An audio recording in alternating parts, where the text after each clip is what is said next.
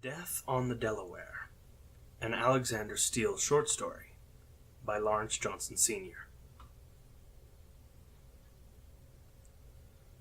Chapter 1. Dead in the Water. February in Philly is always cold, but the polar vortex had made it colder than usual. The bone-chilling deep freeze didn't deter Mrs. Ferguson from her morning routine. The KYW News radio theme played from her kitchen countertop radio while she put on her red plaid jacket, burgundy scarf with matching earmuffs. At 6 a.m., she donned her gray knitted cap and headed outdoors to take her poodle Gladys for her daily walk alongside the Delaware River. The gray-haired retiree had no idea that she would soon feel another chill, one that she would never forget. As she walked along the frozen dirt path, Gladys began to bark. Mrs. Ferguson looked in the same direction as the little black dog.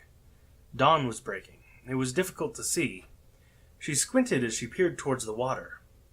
Gladys tugged on her leash, causing her master to leave the path and tread closer to the river.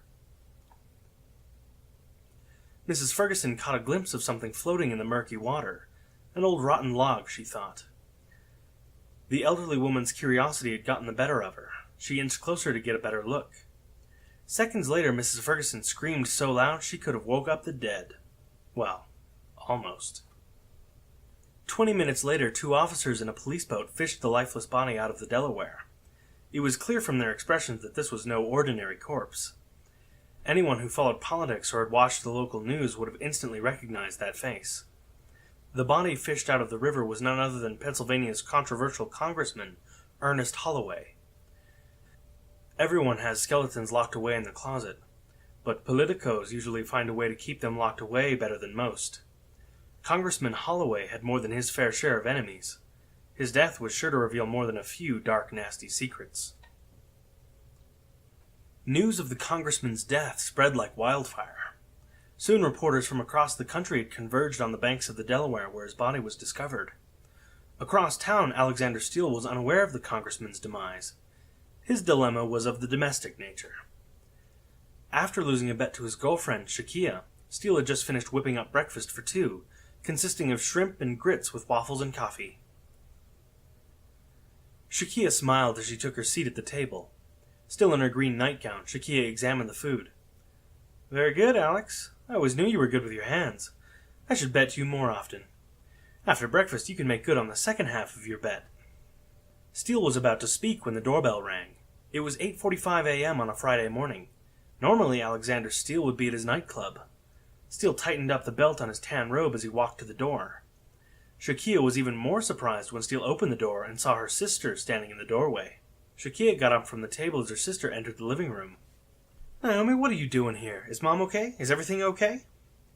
Shakia rushed over and gave her younger sister a warm hug. "Mom's fine. Everyone's fine. How have you two been?" Steele looked at Shakia, then turned to Naomi as she gently rubbed Steele's shoulder. "We're great. What brings you to our neck of the woods? Aren't you supposed to be in D.C.? Naomi looked puzzled. "Haven't you guys been watching the news?" Steele picked up the remote from the sofa and turned to MSNBC. Naomi was too impatient to wait, so she just blurted it out. "Congressman Holloway's been murdered." She gestured to the TV. "They pulled him out of the river a couple of hours ago." The 3 stood on the living room floor as they watched the footage of the congressman's lifeless body being pulled onto the boat like fishermen hauling in a large tuna. Shakia put her hand to her mouth. "Oh, that's terrible. Who would do such a thing?" Steele snickered. "Really, take your pick. That guy had more enemies than Saddam Hussein." Naomi turned from the TV to Steele. "Alex, can I talk to you for a minute? Alone?" Shakia perked up when she heard the word alone. "Well, that's not the least bit suspicious at all, sis. What do you have to say to him that you don't want me to hear?"